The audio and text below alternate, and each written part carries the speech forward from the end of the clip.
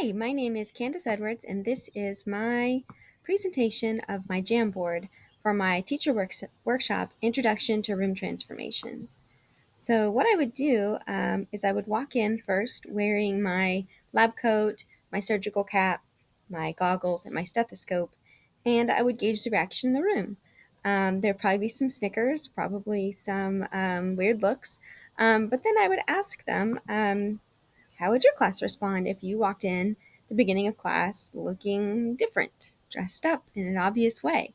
Um, I would also invite them to use my bit.ly to log in to this Jamboard so they can follow along and then participate. So the next thing I would do is I would point out my pictures and tell a little bit more about this particular room transformation, which is a character autopsy. And I would tell a little bit more about the character autopsy. So here I have my students using a tray of supplies. The room is decorated with um, anatomy posters, and we also took a field trip for this one. So this is not my regular classroom. We set up a classroom down the hall, and we kind of went to the room. This would be the student work sample here. This is just examples of how we allowed the students to dress up. We gave them their own little lab coats. We gave them goggles. We gave them surgical caps, and it was a lot of fun dressing the part and learning how to be a doctor, a surgeon.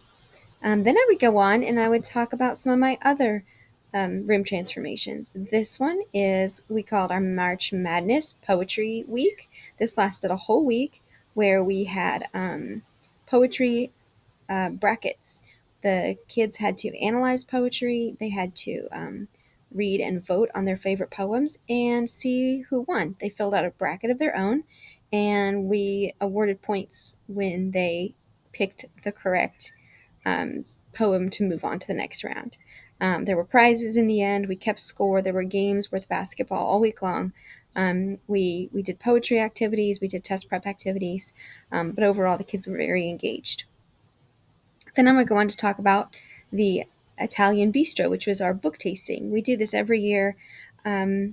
We basically set up our classrooms like Italian restaurants, and we set up the dishes like the different genres of books. We dress up like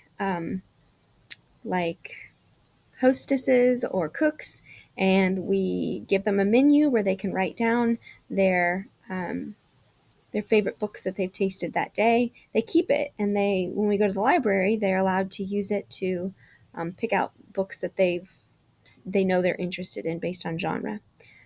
So this is my classroom from 2021, which was the COVID pandemic year, where we had to separate all of our people at least 3 to 6 feet. This was from the year before, where we could group up, and we did.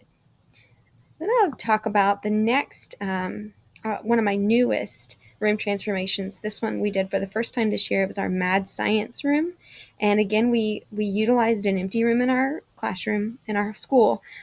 We borrowed science things from the science classrooms. Again, we used my lab coat. We tried to dress as crazy as we could to be mad scientists. And basically, this was a main idea unit. It had nothing to do with science. But what was fun about it was when they determined what the main idea was, we used black lights, and we used a cabbage indicator potion. We called it a potion. To see if their answers were correct. And it was really just multiple choice main idea questions, but we did it in a way that was so much fun, and the kids got so much out of it. They were so engaged. This one we've been doing for years. This is the Pirate Week writing unit. We dress up as pirates for days. We decorate. We read lots of pirate essays and opinions, and see if it's. We look for evidence to support the opinion. We look for reasons to support the opinion. And all week long, we are talking like pirates. We give away eye patches. And each day, we have a task. And at the end of the task, when it's complete, they get a piece of a pirate treasure map. And at the end of the week, they take all 4 pieces and they have to locate where the treasure is. Here's the hint: it's in the library under the pirate section. And so they go, and there's chocolate coins there for them, and they have a really great time. They're very engaged. Usually, our writing unit is not a really high engaged unit for a lot of kids who just don't love writing, but this one really gets them going. It gives them that motivation to complete the tasks at the end of the day.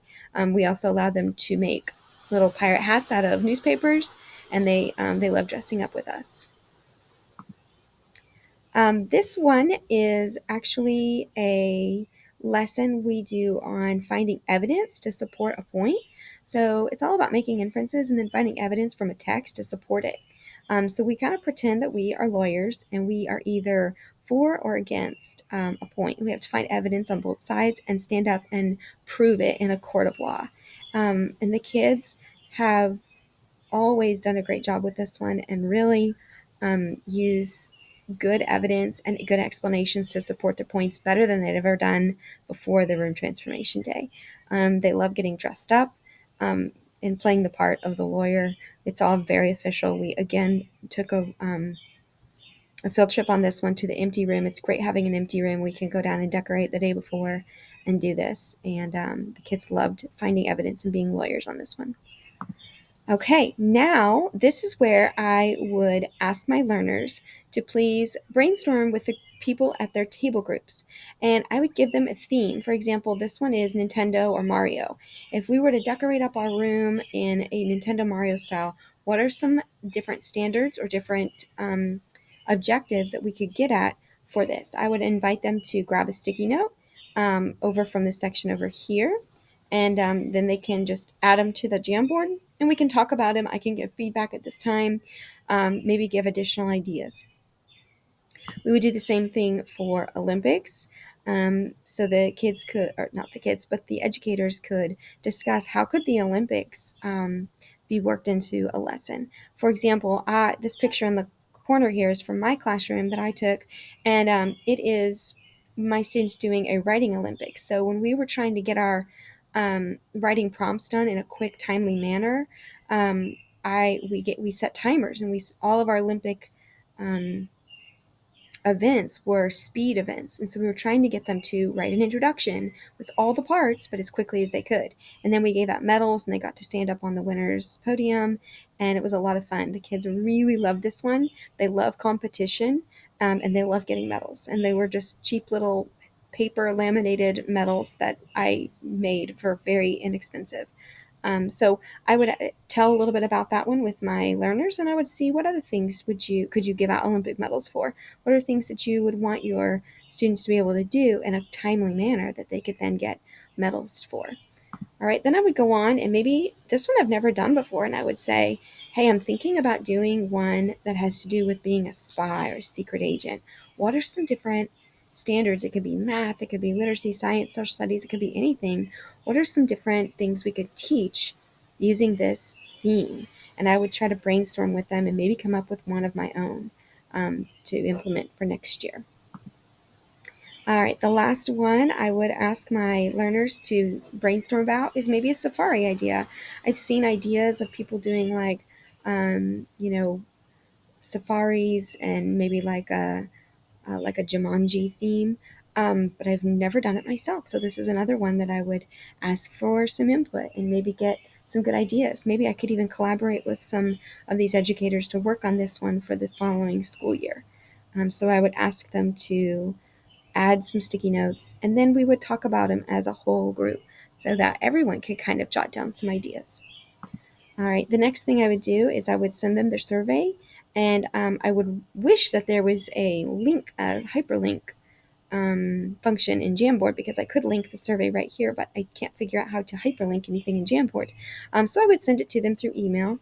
And I would ask them to please be thoughtful and take their time and give us a rating on how we help them understand what room transformations are and maybe where they are on that journey. If they feel like they're ready to get started, that would be great. If not, how else can we help? And then I would ask them to turn those in, and I would thank them for coming, and I would invite them to come talk to me or email me if they have any questions, or if they have any suggestions for us. And then finally, on my last slide here are my clip art credits. All the photos that are in my Jamboard were taken by me, so they're all owned by me. But the clip art was all taken from different PNG sites. So there it is. All right, thank you.